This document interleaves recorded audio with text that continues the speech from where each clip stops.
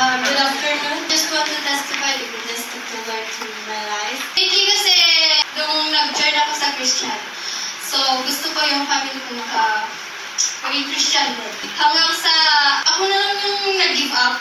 Every night ako nag-cry kay God na, Lord, ikaw na po yung magtrabaho sa buhay ng brother ko and sa family ko kasi parang ako, alam ko sa sarili ko na nasa iyo na ako. So, gusto ko maranasan din yung family ko yung goodness mo. So, pinag-pray ko na sana hindi ko na siya pilitin na pumasok sa Christian.